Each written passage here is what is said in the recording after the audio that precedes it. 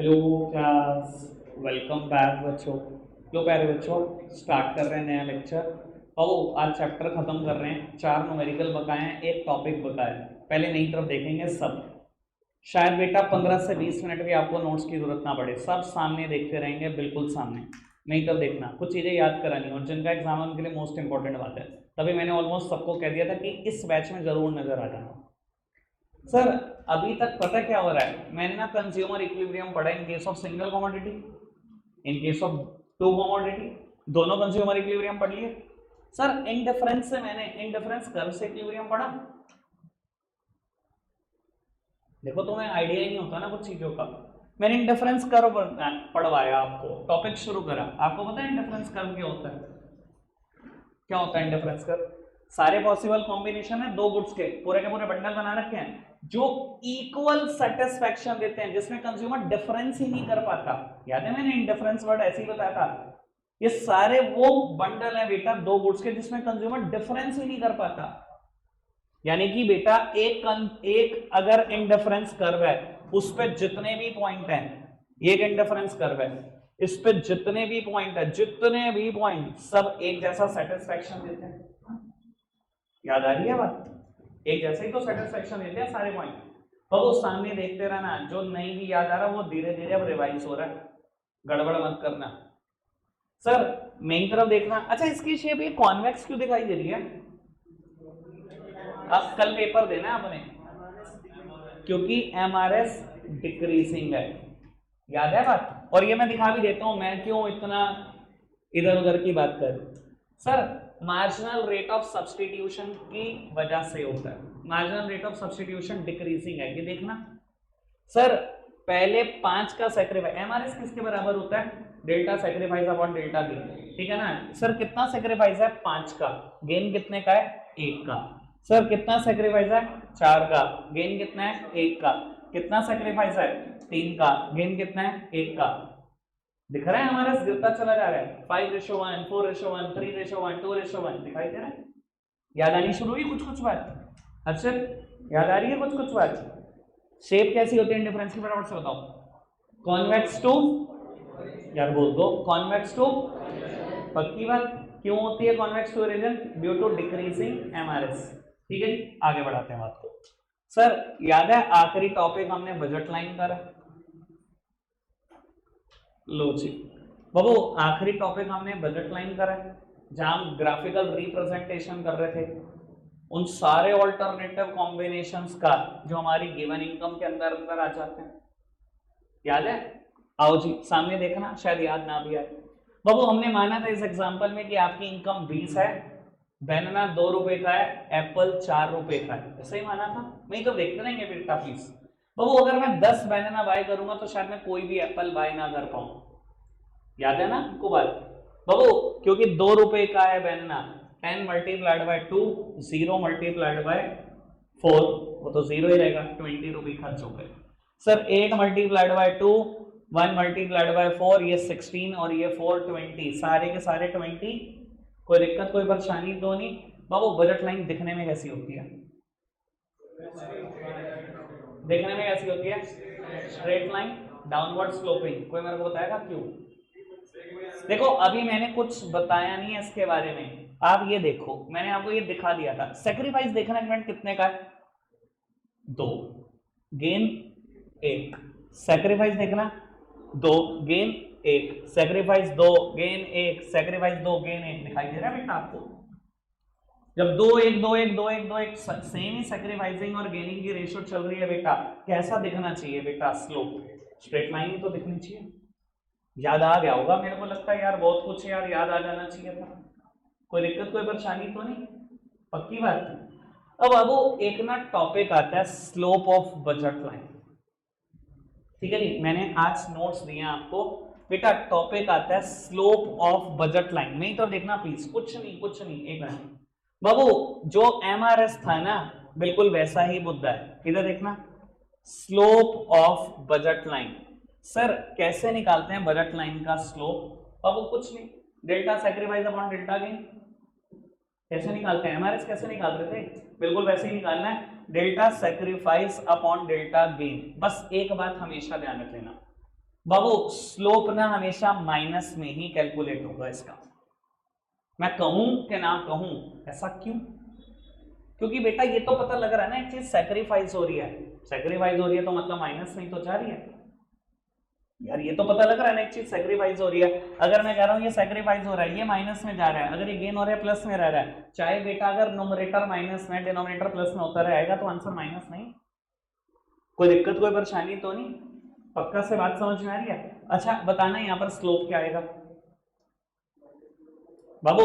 बिल्कुल very good बाबू, slope कितना आएगा, सैक्रिफाइस कितना हुआ 2 का, गेन कितना हुआ 1 का, आंसर कैसे निकालना हमेशा माइनस। कोई दिक्कत कोई परेशानी तो नहीं? मैं जो बात बोल रहा हूँ समझ में आ रही है सबको? स्लोप कैसे निकलेगा, कैसे निकलेगा बजट लाइन का स्लोप, फटाफट से बताओ।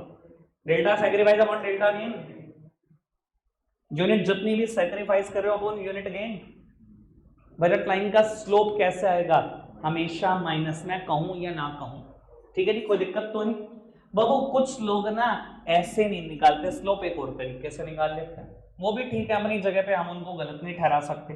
देखो मेरे को तो सबसे आसान तरीका यही लगता है, पर न्यूमेरिकल में ना वो फंसाने के लिए दूसरा तरीका भी दे देते हैं, तो आप फंस मत जाना, मैं आपको बता देता हूँ। मैंने एक तरीका क्या बताया, स्लोप ऑफ बजट लाइन क्या है बेटा, unit sacrificed upon unit gain, और आपको ये भी बता दिया कि निकालना कैसे, हमेशा माइनस में। एक और तरीका भी लोग इस्तेमाल करते हैं सर, जब मैं unit sacrificed upon unit gain लेता हूं तो आप समझ सकते हो ना, यूनिट सैक्रिफाइस्ड आज तक हमने वाई एक्सिस पे ही लिया और यूनिट गेन हमने आज तक हमेशा एक्स एक्सिस पे लिया। पीपीएफ से देखते हुए आ जाओ चाहे उठाकर, अगर मैंने 5 डायग्राम बनाए ना, हमेशा पांचों में क्या किया, जो भी यूनिट सैक्रिफाइस हो रही है जिसकी भी, हमेशा उसे वाई एक्सिस पर डाल दिया।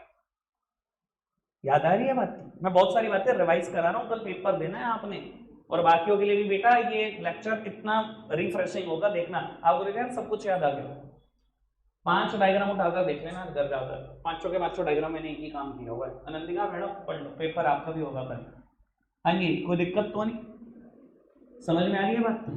आगे बढ़ाऊं बात को, एक बात और बोल दूं, इधर देखना सर, कुछ लोग ना ऐसे नहीं कैलकुलेट करते, कुछ लोग स्लोप पता है कैसे कैलकुलेट करते हैं, P X upon P Y, मतलब price of X commodity. X commodity का मतलब वो जो कॉमोडिटी एक्स एक्सिस पे लिया उसका प्राइस ले लो, और वो जो कॉमोडिटी वाई पे लिया ना उसका प्राइस ले लो। क्या सर ये दोनों डिफरेंट आएगा? हो ही नहीं सकता। अभी तक मैंने एप्पल का प्राइस क्या माना था 4, बनाना का 2, कैलकुलेट माइनस में होगा, मैं कहूँ कि नहीं कहूँ, तो ये बेटा आया तो 2/1 ही ना, और वो क्या आ रहा था, वो भी तो 2/1 ही आ रहा था। तो आपको कभी भी फर्क नहीं पड़ेगा, बस न्यूमेरिकल के लिए फर्क पड़ता है।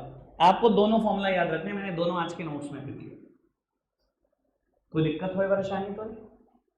पक्का से आगे बढ़ाएं बात को। आओ जी प्यारे बच्चों, सामने देखना प्लीज, अभी अभी बस लास्ट टॉपिक, 2 मिनट दे दो, 2 मिनट मेरे को दे दो, इधर देखना प्लीज। बाबू अब मैं बोलूं इंडिफरेंस कर्व से इक्विलिब्रियम कैसे अचीव होगा। सर अभी तक ना मैंने इक्विलिब्रियम की बात नहीं करी इंडिफरेंस से। इंडिफरेंस तो ये कहता है कि यहाँ ये सारे के सारे पॉइंट इक्वल सेटिस्फेक्शन देते हैं, और हायर इंडिफरेंस कर्व पिछले से ज्यादा सेटिस्फेक्शन देता है। यही तो बात करी है आज तक, higher difference curve higher satisfaction देता है, ठीक है ना जी? यही तो 2 बातें करी मैंने आपसे। सर मैं तो मैक्सिमम सेटिस्फेक्शन की बात करता हूँ ना इक्विलिब्रियम में, मैंने इक्विलिब्रियम में आज तक मैक्सिमम सेटिस्फेक्शन की तो बात करी है। सिंगल कमोडिटी सोच लो, 2 कमोडिटी सोच लो, मैक्सिमम सेटिस्फेक्शन को तो हम इक्विलिब्रियम कहते हैं। जाने आगे कंज्यूमर कहता है मैं अपनी कंजम्पशन चेंज नहीं करना चाहता, शायद उसको मैक्सिमम सेटिस्फेक्शन मिल चुका होता है, तभी मना करता है ना मैं अपनी कंजम्पशन चेंज नहीं करना चाहता। इक्विलिब्रियम क्या है, point of rest, point of no change. तो सर इंडिफरेंस कर्व में कहां इक्विलिब्रियम अचीव होगा, मुद्दा ये उठता है, यही तो है मुद्दा। सर इंडिफरेंस कर्व में पता है इक्विलिब्रियम कहां अचीव होगा, लो मैं समझाने की कोशिश करता हूं। अच्छा एक बात बताओ, अगर सिर्फ इंडिफरेंस कर्व हो, आप कहां चाहोगे, IC1 पर चाहोगे, IC2 पर चाहोगे, IC3 तक, कहां तक पहुंचना चाहोगे, IC3 तक। क्यों? जितना हायर इंडिफरेंस कर्व होगा उतना ज्यादा सेटिस्फेक्शन देता है, आप चाहोगे ना IC3 तक पहुंचो। सर इंडिफरेंस कर्व से अगर इक्विलिब्रियम अचीव करना है ना, एक कंडीशन दिमाग में बिठा लो, जहां इंडिफरेंस कर्व और बजट लाइन बिल्कुल बराबर हो जाए ना, वहां बेटा अचीव हो जाता है इक्विलिब्रियम। क्यों ऐसा क्यों, लो मैं समझाने की कोशिश करता हूं। सर बजट लाइन ये वही तो सारे पॉइंट होते थे ना जो मेरी इनकम के अंदर अंदर होते थे, मेरी 20 रुपए की इनकम है, पहला पॉइंट भी 20 का, दूसरा भी, तीसरा भी, चौथा भी, पांचवा भी, बजट लाइन उठाकर देखो। ऐसा ही था ना भी, बजट लाइन मैंने दिखाने की कोशिश करी आपको। ऐसे शक्लें बनाते हैं, मेरे को डरा देते हैं। सर ये बजट लाइन थी, पहला पॉइंट 0 10 1 8 2 6 3 4 4 2 5 0, सारे पॉइंट देख लो उठाकर। 0 10 है, ये 1 8 है, 2 6 है, 3 4 है, सारे पॉइंट देख लो। सब 20 रुपए पे तो थे। बजट लाइन के जितने भी पॉइंट होते हैं मेरी इनकम के अंदर ही तो होते हैं। समझ में आ रही है बात? इधर देखना प्यारे बच्चों। सर कहां मिलेगा आपको इक्विलिब्रियम? मैंने बताने की कोशिश करी, कहां मिलेगा? जहां इंडिफरेंस कर्व बजट लाइन के बिल्कुल बराबर हो जाए। लो जी, मैं अगर ऐसा कहने की कोशिश करूं कि डायग्राम ऐसा है, तो देखो आप एज अ कंज्यूमर जरूर चाहते हो मैं IC3 तक पहुंचूं, जरूर चाहते हो कि मैं IC3 तक पहुंचाऊं। IC3 आपको हायर सेटिस्फेक्शन देगा IC2 के कंपैरिजन में, बट बेटा बजट का कंस्ट्रेंट भी तो है। हो सकता है ना IC3 खरीदने के लिए 30 रुपए चाहिए, पर मेरी इनकम ही 20 है। अगर मेरी इनकम 20 है और 20 पे यही मैक्सिमम सेटिस्फेक्शन का पॉइंट है, तो यही तो इक्विलिब्रियम अचीव हो। अच्छा एक बात बताओ, ये IC2 सारे के सारे पॉइंट एक जैसा सेटिस्फेक्शन देंगे? बाबू ये पॉइंट और ये पॉइंट एक जैसा सेटिस्फेक्शन देंगे, पर शायद ये मेरे बजट में नहीं है बेटा। इसके लिए बेटा इनकम थोड़ी और बड़ी होनी चाहिए ना। तो मैं तो क्या चाहूंगा बेटा, जो चीज मेरे बजट में भी हो। अगर ये पॉइंट और एक पॉइंट बराबर सेटिस्फेक्शन दे रहे हैं और ये मेरे बजट में है, तो बाबू मैं तो चाहूंगा ना यही बाय कर लूं। ये 20 रुपए का है, 30 रुपए का, बराबर सेटिस्फेक्शन है। क्या बात कर रहे हो? 20 रुपए तो गज के बराबर सेटिस्फेक्शन लेना चाहोगे या 30 रुपए गज के लेना चाहोगे? 20 ही तो गज के लेना चाहोगे। तो ध्यान रखना बेटा, इंडिफरेंस कर्व में अगर इक्विलिब्रियम चाहिए जहां बजट लाइन और इंडिफरेंस कर्व मिल जाएं, मस्त समझ लेना बेटा मिल गया है मैक्सिमम सेटिस्फेक्शन। समझ में आ रही बात? ठीक है ना? ये पूरा IC2 एक जैसा सेटिस्फेक्शन देता है पूरा, बट बजट का कॉन्स्टेंट है, तो जहां ये टेंजेंट हुआ ना, बस ये है मैक्सिमम सेटिस्फेक्शन। कोई दिक्कत कोई परेशानी तो नहीं? इधर देखना प्लीज सामने, अभी गड़बड़ नहीं चाहिए, अभी थोड़ी सी बात मेरी बता बस 2 मिनट की। सर मैंने बोल दिया कि कहां इक्विलिब्रियम अचीव होगा, where ID is equal to BL, मतलब indifference curve is equal to budget line. कल तैयारी कर लेना इसकी, आएगा ही बाबू। यानी कि अगर मैं एक बात बोल दूं तो आपको दिक्कत नहीं होनी चाहिए। इंडिफरेंस कर्व का स्लोप डिटरमाइन होता है MRS से, बजट लाइन का स्लोप डिटरमाइन होता है प्राइस रेशो से। देखो कुछ लोग प्राइस रेशो बोलते हैं, कुछ लोग मार्केट रेट ऑफ एक्सचेंज बोलते हैं, कुछ लोग स्लोप ऑफ बजट लाइन बोलते हैं। कुछ ही बोल लो, तीनों एक ही नाम है। क्या बोलते हैं कुछ लोग? स्लोप ऑफ बजट लाइन में भी बताया ना मैंने, unit sacrifice upon unit gain. आप स्लोप ऑफ बजट लाइन बोल लो, मुझे कोई ऑब्जेक्शन नहीं। आप बोलो MRE, market rate of exchange, मुझे कोई ऑब्जेक्शन नहीं। आप बोलो प्राइस रेशो, मुझे कोई दिक्कत नहीं। बाबू जब इंडिफरेंस कर बजट लाइन बराबर होंगे, इसका मतलब ये दोनों भी बराबर होंगे। और अगर समझदार हो तो क्या मैं बोल सकता हूं उस टाइम पर MRX बराबर होगा PX अपॉन PY के। अभी मैंने बताया तो बजट लाइन का स्लोप ऐसे भी तो निकालते हैं लोग। मैंने ये भी तो बताया भी बजट लाइन का स्लोप कैसे निकालते हैं, PX अपॉन PY। यानी कि at the equilibrium level MRS बिल्कुल बराबर होता है PX अपॉन PY के। कोई दिक्कत कोई परेशानी तो नहीं? बात क्लियर है? लगभग टॉपिक भी बिल्कुल क्लियर है। मेरी तरफ देखना सर, हम बस 2-4 मिनट में ही बेटा बाहर निकल रहे हैं इस टॉपिक से। सब सामने देखते रहेंगे। सर मैंने आज ये टॉपिक लिखा स्लोप ऑफ बजट लाइन, ठीक है ना जी? काम की बातें यही है, ठीक है री बाबू। Unit of banana willing to sacrifice upon units of apple willing to gain, यही फॉर्मूला होता है। इधर देखना बाबू, मैं लिख सकता हूँ delta banana upon delta apple, कितनी यूनिट बनाना की सेक्रीफाइस करी अपॉन कितनी एप्पल की गेन करी। और बाबू मैंने इससे बता भी दिया स्लोप ऑफ बजट लाइन को कुछ लोग MRE कहते हैं, मार्केट रेट ऑफ एक्सचेंज। साथ ही साथ मैंने ये भी बता दिया इससे कुछ लोग प्राइस रेशो भी बोलते हैं, जिसको हम कैलकुलेट कर सकते हैं PX अपॉन PY, ठीक है ना जी? चाहे आप स्लोप ऑफ बजट लाइन ऐसे निकाल लो चाहे ऐसे, लेकिन अगर आपको दूसरा फॉर्मूला नहीं पता और न्यूमेरिकल में ही दिया है तो कैसे चलाओगे काम, इसलिए दूसरा जानना जरूरी था। स्लोप कैसे निकलेगा, पॉजिटिव और नेगेटिव? Always negative. क्यों? क्योंकि बेटा पता है ना न्यूमरेटर में बेटा यूनिट सैक्रिफाइस हो रही है। और अगर आपको बहुत मैथ्स का कीड़ा है तो मैं मैथ्स से भी बता देता हूँ। अगर आपको लगता है ना नहीं जी मेरे को तो मैथ्स का कीड़ा है, मुझे तो मैथ्स से ही जानना है, आओ ये लो इधर देखो, मेरी तरफ माइनस ही आएगा, कोई दुनिया की ताकत नहीं निकाल सकती इसको पॉजिटिव। ये देखो बाबू चेंज निकालना मुझे, कितनी यूनिट गेन करी, 1 माइनस 0 1, कितनी यूनिट सेक्रीफाइस हुई, 8 माइनस 10 माइनस 2, अगर मैथ से ही जानना है। बाकी मैं तो आपको टेक्निकली समझाने की कोशिश कर रहा हूँ। जब यूनिट सेक्रीफाइस हुई है तो ऑब्वियस सी बात है ना बेटा, चीज माइनस में ही जाएगी। कोई दिक्कत कोई परेशानी अभी तक मैंने जितनी भी बात बोली समझ में आ रहा है? आओ इक्विलिब्रियम की बात पढ़वा दूं आपको। बाबू आपके नोट्स में क्लियर होगा, थोड़ा थोड़ा ना यार आज कुछ इशू हुआ है जिसकी वजह से पीडीएफ क्लियर नहीं हुई। मैंने लिखा है वैसा सब कुछ बाबू, मैंने ये लिखा है कंज्यूमर इक्विलिब्रियम इंडिफरेंस कर्व से आप कैसे कैलकुलेट कर सकते हो, ये पढ़ना ये line. The point of maximum satisfaction is achieved by studying indifference map and budget line together. कहता अगर सच में आपको मैक्सिमम सेटिस्फेक्शन वाला पॉइंट चाहिए ना, दोनों साथ साथ पढ़ने पड़ेंगे, इंडिफरेंस कर्व भी और बेटा बजट लाइन भी। ठीक है, इंडिफरेंस मैप और इंडिफरेंस कर्व में क्या फर्क होता है? Indifference map is the family of indifference curve, वहां बहुत सारे इंडिफरेंस कर्व होते हैं। ठीक है, नहीं क्या फर्क पड़ता है, एक ही तो बात है। बाबू इधर देखना, ये पैराग्राफ पढ़ लोगे तो अल्टीमेट क्लैरिटी आ जाएगी। On an indifference map higher indifference curve represent higher level of satisfaction than any lower indifference curve. ऐसा ही होता है, किसी भी इंडिफरेंस मैप में जितना हायर पे होता है इंडिफरेंस कर्व उतना ज्यादा सेटिस्फेक्शन होता है, इसने भी बताया। लेकिन काम की बात कहता है, so a consumer always tries to remain at the highest possible indifference curve subject to the budget constraint. कहता है रहना तो ज्यादा से ज्यादा ऊपर से ऊपर हो, आप कोई भी कंज्यूमर ऊपर से ऊपर रहना चाहता है, ज्यादा से ज्यादा सेटिस्फेक्शन चाहता है, पर बजट का भी तो कंस्ट्रेंट है।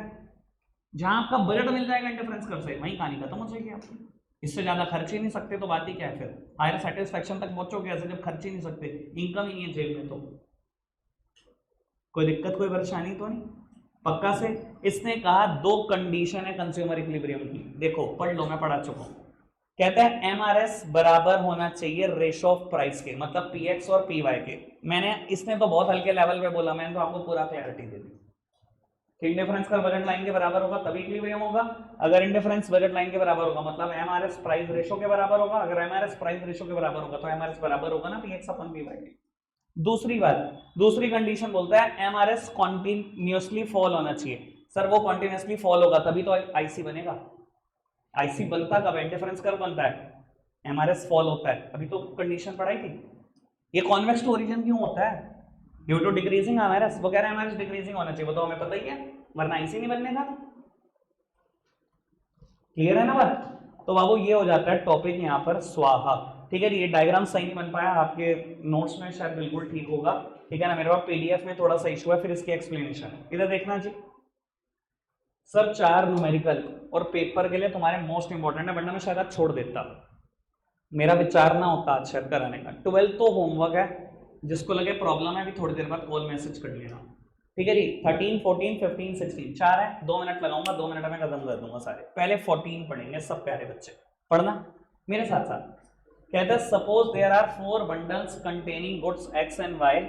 बंडल 4 बंडल है बेटा गुड्स एक्स और वाई के। पहला 5 5 4 4 5 4 4 5। कहता है if a consumer's preference are monotonic then which bundle will be preferred by consumer, give reason for your answer. Sir याद होगा मोनोटोनिक प्रेफरेंसेस क्या होती है? मोनोटोनिक प्रेफरेंसेस जिस बंडल में ज्यादा कमोडिटी होगी मैं उसको बाय कर लूंगा। अगर हर चीज मुझे बराबर सेटिस्फेक्शन दे रही है ना, मैं आपको बोलता हूं ये बेटा 5 बर्गर हैं 5 पिज्जा हैं, 4 बर्गर हैं 4 पिज्जा हैं, 5 बर्गर 4 पिज्जा, 4 बर्गर 5 पिज्जा, और सारे बराबर सेटिस्फेक्शन दे रहे हैं। ऑब्वियसली बेटा कंज्यूमर वो प्रेफर करता है, रेशनल कंज्यूमर वो प्रेफर करता है जब ज्यादा कमोडिटी होती है, इसे तो मोनोटोनिक प्रेफरेंसेस बोलते हैं। सर ऑब्वियस सी बात है, आप समझदार हो, मैं कौन सा बंडल चाहूंगा? 5 5, ठीक है ना जी, डन हो गया। आओ जी, यही था क्वेश्चन, 1 मिनट का, पेपर में तैयार रहना, 1 मार्क क्वेश्चन। बाबू कहता है a consumer consumes only 2 goods X and Y whose prices are 6 and 3। 2 commodity हैं, एक एक्स एक वाई, उनके प्राइसेस हैं 6 और 3।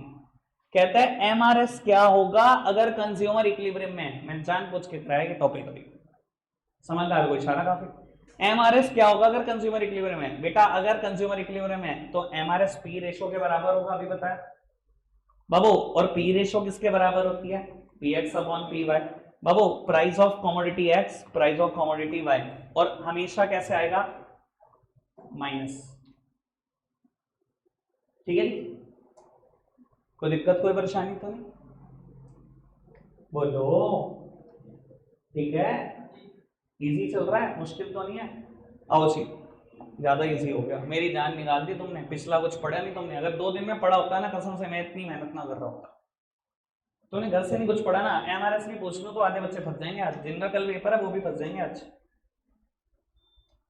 क्या बोलो बस, चलो खैर। बाबू example number 16, if a consumer faces the budget line equation 20x + 10y = 500, answer the following question. सबसे पहले स्लोप ऑफ बजट लाइन, तैयार रहना, कल क्वेश्चन पेपर में आपके कल ही आएगा, परसों नहीं होगी। इधर देखना जी, हाँ सारे अटेंटिव बैठे, कल ही आएगा। अच्छा, मैं तो मजाक कर रहा था बाबू, मुझे नहीं पता, पर पता नहीं मुंह से निकला तो आ ही ना जाए, सरस्वती तो कभी भी बैठ सकती है ना। आओ बाबू, स्लोप ऑफ बजट लाइन बताना है, इधर देखना प्लीज, सब सामने देखेंगे। बाबू अगर मैं बजट लाइन की अलजेब्रिक इक्वेशन याद करूं, आपको कुछ याद है algebraic equation? Very good, price of commodity A multiplied by plus price of commodity B multiply by is equals to income. Sir याद है आपको ये अलजेब्रिक इक्वेशन थी? अगर अभी भी याद नहीं आना ना बाबू, डो मरना, कल पेपर देना है तुमने। 1 मिनट, 10 बनाना बाय कर रहा था मैं अभी, 2 रुपए का एक था, 2 रुपए पहले कमोडिटी का नाम, 10 banana. Sir price of apple is 4, quantity of apple is 0, ऐसा ही था ना, 10 0 था ना पहला का पहला बंडल। सर किसके बराबर आ रहा है, 20 के। ऐसे ही तो सारे के सारे निकाल रखे थे मैंने, 1 और 8 और 2 और 6 और 3 और 4, सारे के सारे बंडल ऐसे ही तो बने थे, इस अलजेब्रिक इक्वेशन से ही तो बने थे बजट लाइन की, याद है ना? तो ये कुछ और थोड़ी बेटा, ये अलजेब्रिक इक्वेशन फॉर्म में दे रखा है मुझे। अब समझदार हो, अगर मैं इनको कंपेयर करूं तो x is the quantity and 20 is the price. ठीक है, ये दे रखा है बेटा मेरे को प्राइस, ये दे रखा है quantity. Sir 10y price quantity, और ये बेटा कंज्यूमर की इनकम। मैंने तो अलजेब्रिक इक्वेशन से बस कंपेयर करा, चीजें बाहर निकाल दी। नित्य सामने देख ले बेटा, कोई दिक्कत तो नहीं? अब समझदार हो, स्लोप ऑफ बजट लाइन निकालना है, 2 ही तरीके हैं, यूनिट सैक्रिफाइस और यूनिट गेन, वो तो पता ही है स्टेप इस वाले क्वेश्चन में। और दूसरा क्या है, बस px पता है कि नहीं पता, पहली कमोडिटी का नाम 10, दूसरी का पता है कि नहीं पता, और माइनस में ही आएगा। तैयार है ना? कल छाती चौड़ी करके क्वेश्चन करके आना, ये वाला आएगा, पक्का आएगा। इधर देखना, how many units will he be able to buy if the entire sum of 500 is to be spent on goods X only, show calculation. बाबू कहते हैं सारे अगर 500 के 500 रुपए एक्स गुड्स पे लगा दो, कितने बाय होंगे? सर इसका मतलब वाई नहीं बाय करोगे, वाई की क्वांटिटी को 0 कर दो, 10 × 0 0, एक्स रह गया, 20 डिवाइड में चला गया, मतलब 25। इतनी तो मैथ्स जानते ही होंगे, ठीक है ना जी? बाबू लास्ट पेज पे भी एक क्वेश्चन है, तो मतलब इसी का थर्ड पार्ट है, तो मेरे को ये अभी थोड़ा सा जल्दी सा कराना है। कहता है construct a new budget line equation if the price of goods Y falls by 50%, also write the slope of new budget line equation. Very good. कहते हैं जो y का जो प्राइस था ना 50% गिर गया, एक तो बजट लाइन की इक्वेशन भी बना दो और एक स्लोप भी बता दो। आ भैया तो आ, मैं तो कह रहा हूं अगर बाबू ऐसा क्वेश्चन फंस जाए, बुला लेना इसके पास, कहते हैं यहाँ बैठ, मैं बताता हूँ तुझे, आ जा, मुझसे पूछ रहा ये, आ जा इधर देखना। बाबू कहता है वाई गुड्स का प्राइस 50% गिर जाए, 50% गिर जाए मतलब 500 रह जाए। ये लो नई इक्वेशन, ये क्या, एक तो नई इक्वेशन पूछी थी, एक स्लोप पूछा था, इससे स्लोप निकालना px अपॉन py और माइनस में निकालना। सर px py -4, चलो चलो कल 6 में से 6 वहां गया। आओ लो जी बाबू, लास्ट वन मेरी तरफ से, लास्ट वन एग्जाम्पल नंबर 30। ठीक है जी, 12 होमवर्क है, कर लेना, कुछ पूछना हो पूछ लेना रात तक। ठीक है, आओ पढ़ते हैं। कहता है suppose a consumer want to consume 2 goods which are available in integer units only. ठीक है जी, कंज्यूमर 2 गुड्स कंज्यूम कर रहा है, उनकी यूनिट इंटीजर्स में ही हो सकती है। ठीक है, ये पॉइंट में नहीं जाना, वो तो यूनिट्स तो पॉइंट में वैसे भी नहीं होंगी। If the income of consumer is 20 and both the goods are equally priced at 4, कहता है कंज्यूमर की इनकम 20 है और दोनों के दोनों गुड्स का दाम कितना है, 4 रुपए है। कहता है right the bundle which cost exactly 20। कहता है वो सारे बंडल्स लिख दो जिनका दाम 20 होगा। मेरी तरफ देखना, अगर मैं